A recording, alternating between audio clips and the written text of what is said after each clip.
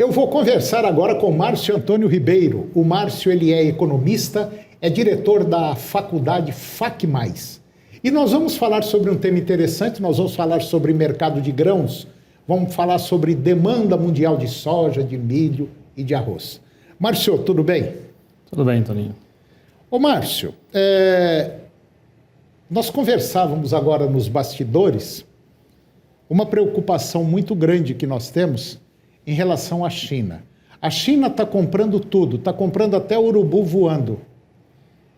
Isso parece que leva a gente a pensar que vai acontecer algo lá na frente e a China está se preparando. Não está não, Márcio? Sim, Tony, isso é uma possibilidade, né? A China vem fazendo grandes compras ao redor do mundo, né? Não só de produtos agrícolas, mas também de outros commodities minerais.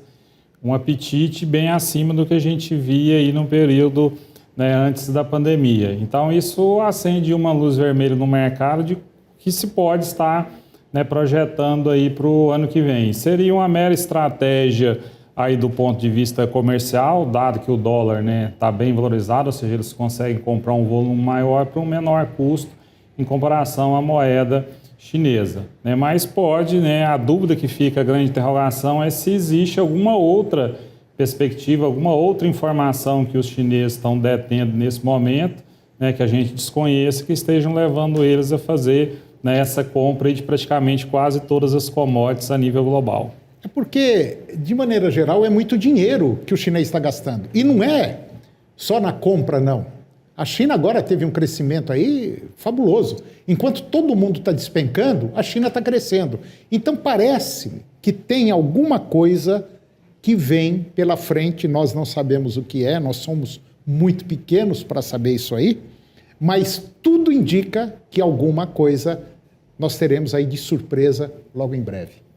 Sim, Toninho, como você mencionou, o crescimento da China, se a gente for olhar aí o segundo trimestre de 2020, né, em plena pandemia, eles cresceram mais de 3%, e agora, né, o fechamento do terceiro trimestre, mais de 4%, chegando a quase 5% de crescimento.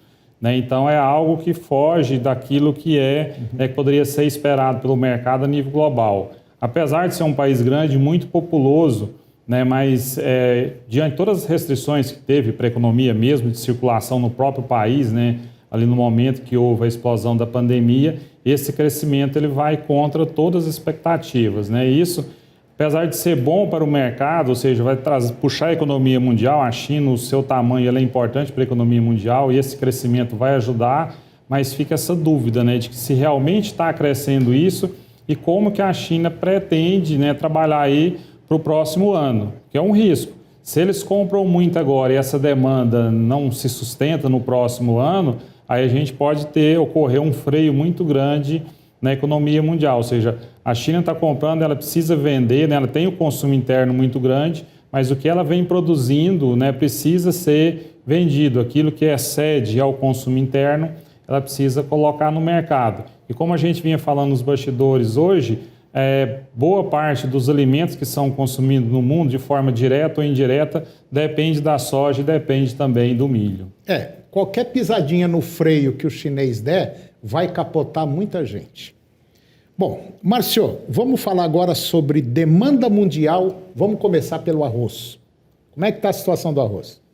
Sim, Toninho, hoje, se a gente for olhar, né, as demonstrações que a gente tem, os dados aí, se a gente for trabalhar, por exemplo, no caso, oferta mundial, o principal ponto que a gente tem que trabalhar é com essa última linha que a gente tem aí, né, dessa tabela, que é dias de consumo a nível global. Né, a gente tem a penúltima linha ali, que é o estoque final, mas ele é muito relativo em relação à demanda crescente. Então, a gente tem que olhar aí dias de consumo. Se a gente olhar isso aí, dá uma certa tranquilidade com relação à disponibilidade de arroz em relação aí anos anteriores. Mas isso não quer, né, necessariamente dizer segurança com relação à elevação de preços, porque o não risco de haver um desabastecimento não necessariamente quer dizer que o preço não vai subir, principalmente em função do dólar. A gente teve aí no último ano, né, em relação ao real brasileiro, praticamente 50% de elevação no preço do dólar.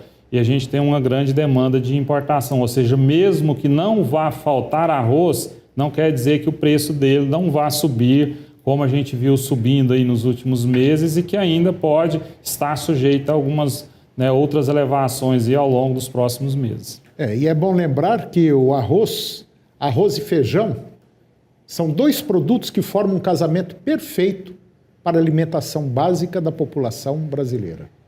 Arroz e feijão, por incrível que pareça.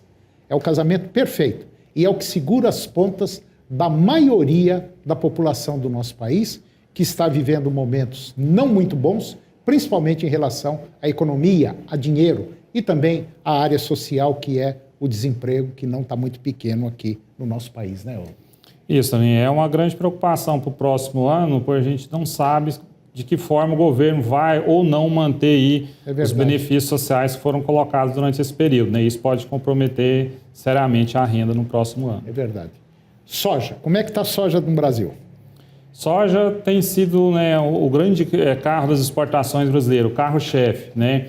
E é outra também que a gente precisa observar aí a relação dias de consumo. Esse sim a gente tem uma situação um pouco preocupante, diferente do arroz, né, que se a gente olhar aí na safra 2018-19, a gente, né, terminou o ano com 120 dias de estoque de passagem e, né, deve terminar aí na próxima temporada com 87.